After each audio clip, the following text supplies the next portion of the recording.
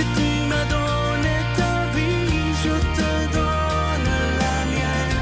Dans le froid de la nuit, mon cœur t'appartient. Et quand la tristesse arrive, je sais tu es là, toujours près de moi.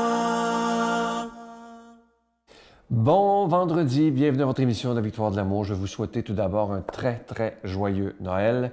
Un Noël autrement, bien entendu. Et aujourd'hui, comme on le fait à toutes les semaines, on continue les belles chroniques avec notre amie, elle est médecin, la docteure Valérie Julie Brousseau, et l'homélie avec l'abbé Éloi Gillard.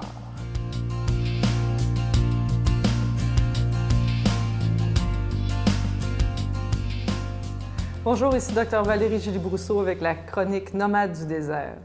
Je vous souhaite à chacun et à chacune un très joyeux Noël ce matin. Merci d'être là avec nous.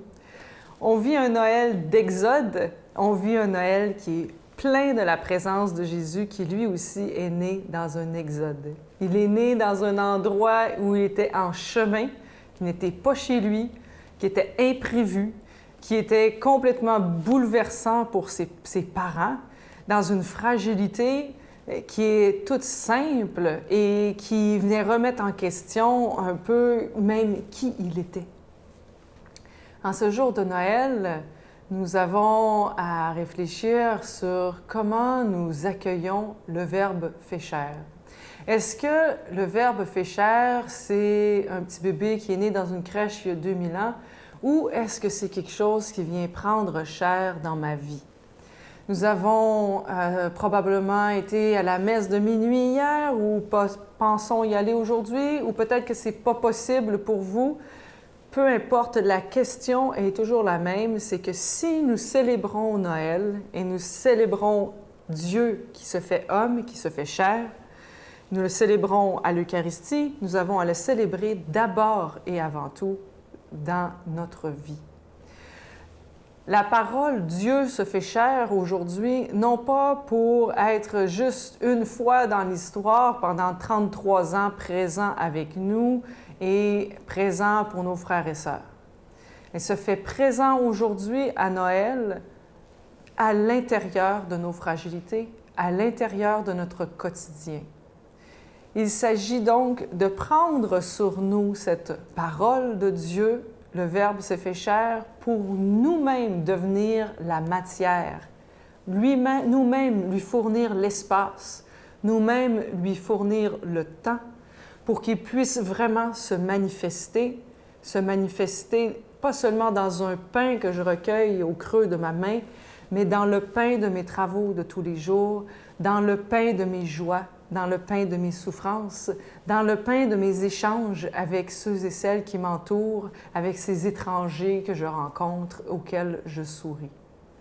Je vous invite à vivre ce Noël, non pas dans une solitude, néanmoins, si c'était le cas, souvenez-vous que Jésus, lui aussi, était dans une solitude à Noël. Vous n'êtes donc pas seul, mais bien dans une communion. Dans une communion profonde avec tous ceux qui célèbrent aujourd'hui ce mystère, toutes les personnes de bonne volonté qui cherchent ardemment à vivre le bien et à vivre plus. Noël, c'est l'amour. Noël, c'est le temps de s'appeler, de se dire qu'on s'aime. Et je dirais, c'est le temps privilégié de pouvoir réfléchir sur la présence de Dieu en nos vies et savoir lui dire à lui aussi, je t'aime, savoir reconnaître sa tendresse pour nous et nous laisser toucher par cette tendresse de Dieu qui ose se faire fragile auprès de nous, dans nos vies. Joyeux Noël! Notre Père qui es aux cieux, que ton nom soit sanctifié, que ton règne vienne, que ta volonté soit faite sur la terre comme au ciel. Donne-nous aujourd'hui notre pain de ce jour. Pardonne-nous nos offenses comme nous pardonnons à ceux qui nous ont offensés. Ne nous laisse pas entrer en tentation, mais délivre-nous du mal, car c'est à toi qu'appartient le règne, la puissance et la gloire pour les siècles des siècles. Amen. Je continuerai à croire, même si tout le monde perd espoir. Je continuerai à aimer, Même si les autres parlent de haine, je continuerai à construire. Même si les autres détruisent, je continuerai à parler de paix, même au milieu d'une guerre. Je dessinerai des sourires sur des visages en larmes et je tendrai les bras à ceux qui se sentent épuisés. Oui, je continuerai à croire. Ça fait déjà quelques semaines que je vous en parle de ce magnifique cadeau du mois, une exclusivité de la Victoire de l'amour. Il a été fabriqué sur mesure pour nous. Il s'agit de ce magnifique pendentif de Marie, Mère de tendresse, qui prie pour nous et on en a vraiment besoin. Elle prie pour vous, elle prie pour moi, elle prie pour l'humanité afin qu'on puisse se sortir de cette crise sanitaire le plus tôt possible. Je vous rappelle que ce bijou, il est déjà béni, il est en acier inoxydable, donc ça ne ternira pas et la chaîne est incluse. Je vous rappelle que l'ange de Noël est toujours disponible et il y a beaucoup de gens qui demandent si mon livre, Les anges messagers de Dieu, est toujours disponible. Oui, il est toujours disponible. Je vous rappelle que c'est avec un don de 25 $. Si vous voulez 2 cadeaux, c'est avec un don de 40 $ et vous recevrez un reçu pour fin d'impôt. Je vous donne l'adresse, La Victoire de l'amour, case postale 120, succursale Boucherville à Boucherville, le J4B 6, je vous la redonne. La Victoire de l'amour, case postale 120, succursale Boucherville à Boucherville, le J4B 6. Également par téléphone, par carte de crédit du lundi au vendredi de 8h30 à 16h30 dans le 514-523-4433, 523-4433 ou sans frais le 1-888-811-9291, 1-888-811-9291 et aussi sur notre site Internet. Vous savez que c'est une façon rapide, sécuritaire et efficace de faire votre don, le www.lavictoiredelamour.org. Moi, je veux prendre le temps de vous dire merci de tout cœur de ce que vous ferez pour la Victoire de l'amour. Vous savez que la dernière année qui vient de passer a été très difficile aussi au niveau des dons, mais moi, je vous fais totalement confiance. Merci de tout cœur de votre cadeau spécial de Noël pour la Victoire de l'amour.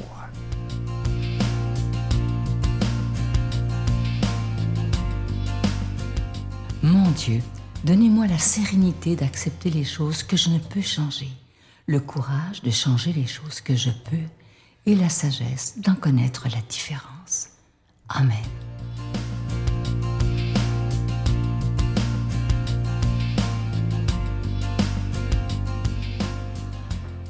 Bon matin et joyeux Noël, mes amis.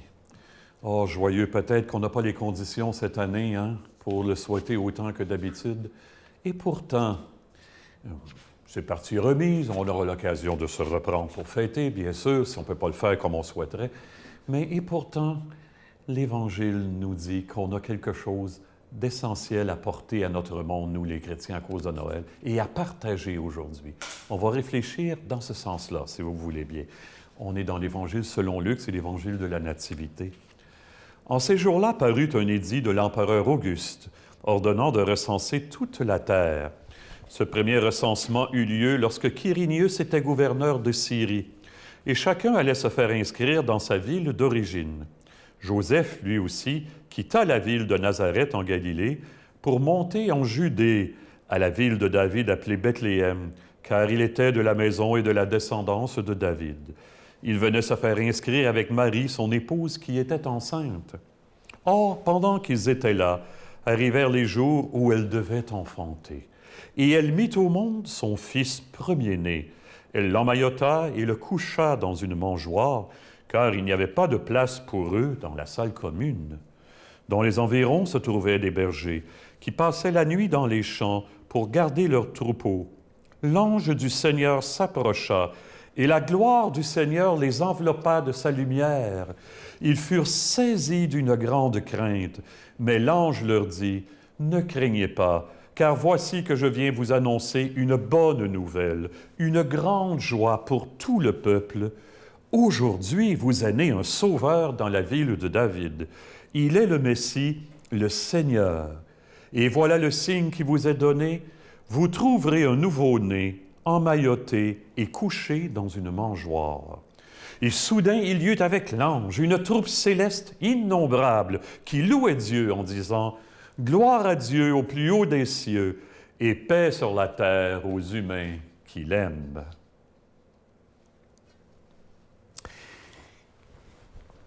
Je commence avec une légende qui nous vient du Moyen Âge. Il y a un soldat qui était parti de son pays pour les croisades, pour une croisade. On se tentait d'aller récupérer les lieux saints. C'est des peuples qui n'étaient pas chrétiens, les Juifs, qui avaient conquis les lieux saints, puis on tentait d'aller les récupérer. Ça n'a pas été le temps le plus glorieux de l'histoire de l'Église. Mais ce soldat, tout à coup, un coup rendu en Israël, a une petite idée. Il se rend à Bethléem et il va chercher un cierge qui brûlait dans la crèche à Bethléem et il décide de rapporter la petite lumière jusque dans son village en Europe. Il va affronter le vent, la pluie, le froid, le sommeil, le manque de sommeil, les brigands, tout va se conjurer, puis évidemment pour éteindre la petite flamme sacrée. Après 1000 aventures ou mésaventures, il arrive dans son village natal, le jour de la fête de Noël, et l'Église va être illuminée par cette petite flamme qui vient de Bethléem. Vous me voyez venir, hein? Notre monde pourrait être illuminé, nous aussi, par la petite flamme qui vient de l'assurance qu'on est aimé, par le fait que Dieu a donné sa vie. Dieu a tant aimé le monde qu'il a donné son Fils, pour moi comme pour vous. Il y a une amie, il n'y a pas longtemps, qui m'a envoyé un lien d'une chanson d'un bonhomme qui s'appelle Claude Thibault. Ce n'est pas une chanson récente. Et la chanson s'appelle « Le monde a besoin d'amour ». Vous pouvez aller voir ça sur YouTube.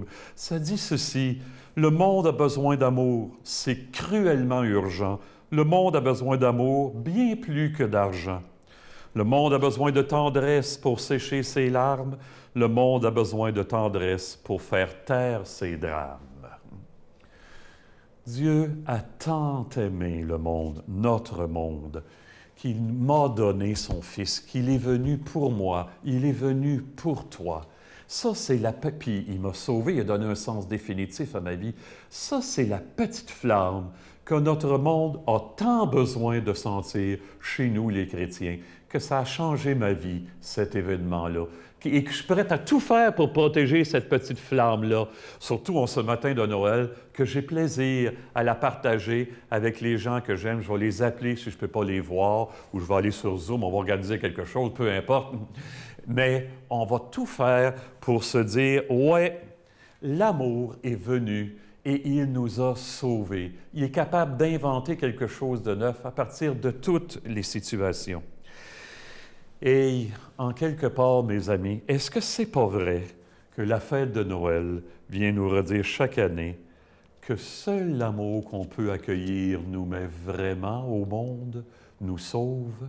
On va demander de prendre conscience comment Dieu nous a aimés pour pouvoir le partager aux autres, hein? Comment il nous a sauvés. Dieu qui est Père, Fils et Esprit Saint. Amen. Malgré tout, joyeux Noël, bon partage dans l'amour, bonne vie, à bientôt tout le monde. Je vous salue Marie, pleine de grâce. Le Seigneur est avec vous. Vous êtes bénie entre toutes les femmes, et Jésus, le fruit de vos entrailles, est béni. Sainte Marie, Mère de Dieu, priez pour nous pauvres pécheurs, maintenant et à l'heure de notre mort. Amen.